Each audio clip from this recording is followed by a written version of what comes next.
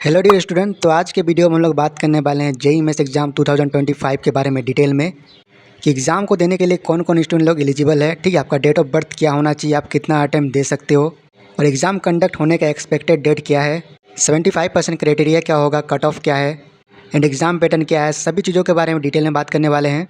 तो वीडियो को आप लोग ध्यान से देखिएगा और चैनल को याद से सब्सक्राइब करके रख लीजिएगा ताकि जो भी इंपॉर्टेंट नोटिफिकेशन आए 2025 के बारे में आपको टाइम टू टाइम मिलते रहे। ठीक है, तो आप लोग का टाइम ज़्यादा ना लेते हुए मैं वीडियो को स्टार्ट करता हूँ। तो सबसे पहली बात आप सबको ये बात पता होना चाहिए, आपका जो जेईई मेंस का एग्ज़ाम होता है ये आपका एनटीए कंडक्ट करवाते हैं। एनटीए यानी नेशनल टेस्टिंग एजेंसी। और ये जो आपके स्क्रीन पे आपको दिख रहा है ये आपका एनटीए का ऑफिशियल वेबसाइट है jeimeins.nta.ac.in। सारा ऑफिशियल नोटिफिकेशन आपका इसी वेबसाइट पे आता है। ठीक है, तो चलिए सबसे पहले बात कर लेते हैं जेईई मेंस एग्ज़ाम 2025 के एलिजिबिलिटी क्राइटेरिया के बारे में कि कौन कौन स्टूडेंट लोग एलिजिबल है। तो बात करते हैं हु कैन अपीयर, यानी कौन कौन एग्ज़ाम में अपीयर हो सकते हैं। तो एग्ज़ाम में अपीयर होने के लिए यानी एग्ज़ाम में बैठने के लिए आपका फिजिक्स केमिस्ट्री मैथमेटिक्स सब्जेक्ट होना चाहिए 11th में एंड 12th में। वहीं पर अगर आप लोग का फिजिक्स केमिस्ट्री मैथ बायोलॉजी चारों सब्जेक्ट है तब भी आप लोग एलिजिबल हैं। देन सेकंड, आप क्लास 12 में अपीयर होना चाहिए या आप लोग क्लास 12 पास आउट होने चाहिए। ठीक है, अपीयरिंग का मतलब बेसिकली होता है कि अगर आप लोग 2025 में 12th बोर्ड एग्ज़ाम देने वाले हैं तो आप लोग बोर्ड एग्ज़ाम के साथ साथ जेईई मेंस एग्ज़ाम भी दे सकते हो, तो इसको हम लोग अपीयरिंग बोलते हैं। ठीक है, तो अगर आप लोग क्लास 12 का एग्ज़ाम देने वाले हो 2025 में और उसी साल आप लोग जेईई मेंस एग्ज़ाम देने के बारे में सोच रहे हो या फिर देने जा रहे हो, तो जब आप लोग फॉर्म फिलअप करोगे, रजिस्ट्रेशन करोगे, उस टाइम आप लोग अपीयरिंग सेलेक्ट कीजिएगा। ओके, या फिर आप लोग क्लास 12 पास आउट हैं, ड्रॉपर हैं, तब भी आप लोग जेईई मेंस एग्ज़ाम के लिए एलिजिबल हैं। तो कितना साल तक आप लोग जेईई मेंस एग्ज़ाम दे सकते हो, तो सबसे पहला अटेम्प्ट आप लोग देख सकते हो क्लास 12 के साथ साथ अपीयरिंग में। ठीक है, देन फिर आप लोग देख सकते हो आपका दूसरा अटेम्प्ट 1 साल ड्रॉप लेके, देन फिर उसके बाद आप लोग 2 साल और जेईई मेंस का एग्ज़ाम दे सकते हो। तो थर्ड नंबर पर वही लिखा है कि student can appear in JEE Mains exam for 3 consecutive year, यानी आप लोग लगातार 3 साल तक जेईई मेंस का एग्ज़ाम दे सकते हो, एक क्लास 12 के साथ। ठीक है, और 2 साल और ड्रॉप लेके। यहीं पे अगर जेईई एडवांस की बात करें तो आप लोग जेईई एडवांस 2 साल ही दे सकते हो, 1 साल क्लास 12 के साथ, 1 साल प्लस ड्रॉप लेके।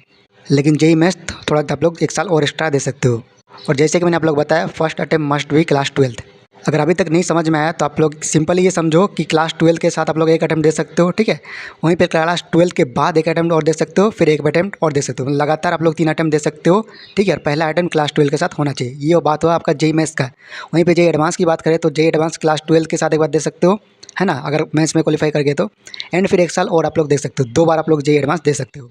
वहीं पे यहाँ पे एज क्राइटेरिया की बात करें, आपका कितना एज होना चाहिए, तो इसके रिगार्डिंग अभी तक एनटीए ने कोई भी नहीं, कुछ भी मतलब एलिजिबिलिटी क्राइटेरिया नहीं रखा है। आपका एज कितना भी हो कोई प्रॉब्लम नहीं है। तो कई सारे स्टूडेंट ऐसे होते हैं जो क्लास 12 काफ़ी बाद में एग्ज़ाम देते हैं, है ना, मतलब काफ़ी एज में देते हैं, तो आप लोग देख सकते हो एज से रिलेटेड कोई भी क्राइटेरिया अभी तक नहीं है। ओके, तो अगर आप इस कैटेगरी में बिलोंग करते हो तो आप लोग जेईई एग्ज़ाम में बैठ सकते हो। लेकिन जैसे कि आपको पता होगा कि जेईई एग्ज़ाम में अगर आप लोग क्वालिफाई कर जाते हैं तो आपको एनआईटी, आईआईटी या ट्रिपल आईटी मिलता है। आपका आईआईटी तो एडवांस के बाद मिलता है, लेकिन एनआईटी एंड ट्रिपल आईटी आपको जेईई मेंस के बाद ही मिलता है। तो उसमें आप लोग को एडमिशन लेने के लिए आपका क्लास 12 में मिनिमम 75 परसेंटाइल होना चाहिए। ठीक है, या फिर अगर आपका 70 परसेंटाइल नहीं है, बहुत सारे ऐसे स्टेट बोर्ड के स्टूडेंट हैं जिनका स्टेट बोर्ड में थोड़ा टफ क्वेश्चन आता है, उनका 75% नहीं होता है, तो ऐसे कंडीशन में अगर आप लोग टॉप 20 परसेंटाइल स्टूडेंट में से हैं आपके बोर्ड में, तब भी आप लोग एलिजिबल हैं। तो देखिए, अगर किसी स्टूडेंट लोग का 75 परसेंटाइल नहीं है तो जेईई मेंस एग्ज़ाम देने के बाद आपको एनआईटी, ट्रिपल आईटी नहीं मिलेगा। ठीक है, लेकिन आपको जो गवर्नमेंट कॉलेज है मिल सकता है। आपके स्टेट में ऐसे बहुत सारे गवर्नमेंट कॉलेज होंगे, आप देखिएगा, जहां आपको विदाउट 75 परसेंटाइल में भी एडमिशन मिलता है। तो ये था आपका बेसिक एलिजिबिलिटी क्राइटेरिया एग्ज़ाम में बैठने का। ठीक है, और आपका कॉलेज में एडमिशन लेने का। तो चलिए हम लोग बात कर लेते हैं एग्ज़ाम पैटर्न के बारे में, कैसा आपका कट ऑफ जाता है, सिलेबस क्या है, कितना क्वेश्चन आता है, किस टाइप का एग्ज़ाम होता है। ठीक है, सारी चीज़ों के बारे में बात करते हैं। चलिए, तो सबसे पहले बात कर लेते हैं एग्ज़ाम डेट के बारे में कि आपका एग्ज़ाम कब तक कंडक्ट हो सकता है। ठीक है, तो एक्सपेक्टेड डेट की बात करें तो जनवरी के मिड में आपका जेईई मेंस 2025 का एग्ज़ाम होने वाला फर्स्ट अटैम्प्ट। वहीं पे सेकंड अटैम्प्ट की बात करें तो अप्रैल मंथ के स्टार्टिंग में आपका सेकंड अटैम्प्ट हो सकता है। ये पूरी तरीके से दोनों जो डेट है कंफर्म डेट बिल्कुल नहीं है, लेकिन एक्सपेक्टेड डेट है और काफ़ी ज़्यादा पॉसिबिलिटी है कि इसमें आपका एग्ज़ाम हो। ठीक है, तो अभी आप लोग अगर तैयारी कर रहे हैं तो इसी को आप लोग एक्सपेक्टेड डेट मान के चलिए, जब तक कोई भी ऑफिशियल नोटिफिकेशन नहीं आता तब तक। ओके, और मैं आप लोग यही कहना चाहूँगा कि इसी डेट के अकॉर्डिंग आप लोग प्रिपरेशन करिए और इसी डेट के अकॉर्डिंग आपका जो भी टाइम टेबल है उसको सेट कीजिए।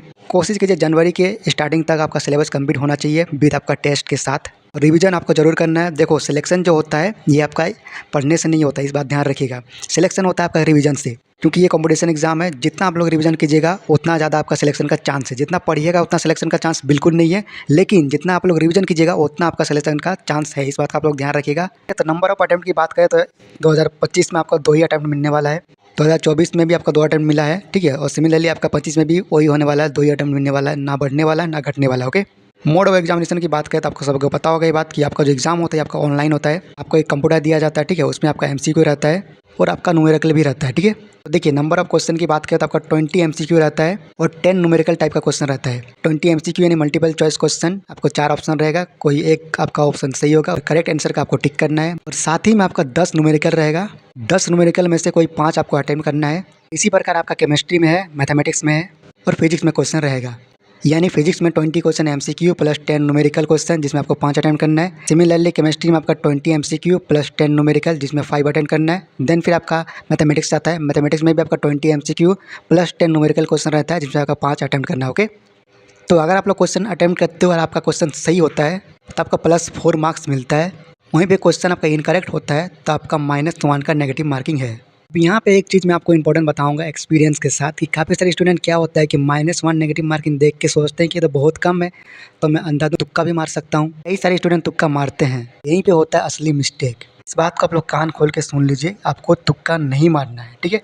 मतलब आप लोग तुक्का मतलब ऐसा नहीं कि अंधाधुंध कुछ भी मार दिए। अगर आप श्योर है काफ़ी मतलब 50% श्योर है कि यही होगा तब आप लोग मतलब थोड़ा रिस्क ले सकते हैं। लेकिन जो होता है ना ऐसे कि बिना मतलब का तुक्का मारते हैं तो ऐसा नहीं करना है। ऐसा करते हो तो भाई साहब बहुत ही ख़राब परसेंटाइल आने वाला है। जितना सॉल्व होगा आपसे उसी को सॉल्व कीजिएगा और कोशिश कीजिएगा कि तुक्का वगैरह नहीं मारना है। ईमानदारी से पढ़ाई करना है, ईमानदारी से सॉल्व करके आना है। एक आध क्वेश्चन में आपको मतलब थोड़ा सा रिस्क लेना चाहते हैं तो आप लोग ले सकते हो, इसमें कोई दिक्कत नहीं है। लेकिन ऐसा नहीं कि सभी तुक्का मार दिए, तो ऐसा नहीं करना। ओके। बाकी आप लोग बड़े बच्चे हैं, समझदार बच्चे हैं, मुझे ज़्यादा बताने की ज़रूरत नहीं है ना। वहीं पे टोटल मार्क्स की बात करें तो टोटल आपका 300 मार्क्स का एग्ज़ाम होता है और आपको 3 घंटा का टाइम दिया जाता है। और आपका एग्ज़ाम शिफ्ट वाइज होता है, आपका morning shift and evening shift. आपको जिस भी शिफ्ट में मिलेगा आप लोग जाके एग्ज़ाम दे सकते हो। ये चीज़ पता चलता है आपका एडमिट कार्ड आने के बाद कि आपका कब एग्ज़ाम है और किस शिफ्ट में है, किस सिटी में है। ओके। देन फिर अगर सिलेबस की बात करें तो फिजिक्स, केमिस्ट्री एंड मैथमेटिक्स से आपका क्वेश्चन बनता है। ये जो आपको दिख रही है आपका डिटेल सिलेबस है मैथमेटिक्स का, फिजिक्स का एंड केमिस्ट्री का। PDF मैं आप लोग का टेलीग्राम ग्रुप में, व्हाट्सएप ग्रुप में सेंड कर दूंगा, आप लोग वहाँ से इजीली डाउनलोड करके देख सकते हो। टेलीग्राम ग्रुप का लिंक एंड व्हाट्सएप ग्रुप का लिंक आपको वीडियो के डिस्क्रिप्शन में दिया हुआ है, लिंक से आप लोग ज्वाइन कर लीजिएगा टेलीग्राम ग्रुप। देन वहाँ आपको PDF मिल जाएगा। ओके। वहीं पे अगर कट ऑफ की बात करें कि आपका कितना मतलब परसेंटाइल होना चाहिए कि आप लोग JEE मेंस क्वालिफाई करके एडवांस के लिए एलिजिबल हो, मतलब JEE एडवांस एग्जाम आप लोग बैठ सको, तो आप ये देख सकते हो। अगर आप लोग कॉमन कैटेगरी से हैं, CRL यानी जनरल जिसको बोलते हैं, तब का 90 परसेंटाइल होना चाहिए मिनिमम, तभी आप लोग कट ऑफ क्लियर कर पाएंगे। वहीं पर अगर आप लोग जनरल EW से तो 75.6 परसेंटाइल आपका होना चाहिए। और अगर आप लोग अदर बैकवर्ड क्लास है यानी OBC NCL है, नॉन क्रीमिलियर है, तो आपका 73.6 परसेंटाइल होना चाहिए। अगर आप लोग SC कैटेगरी से हैं तो आपका 51.9 परसेंटाइल होना चाहिए। वहीं पर अगर आप लोग ST कैटेगरी से हैं तो आपका 37.23 परसेंटाइल होना चाहिए।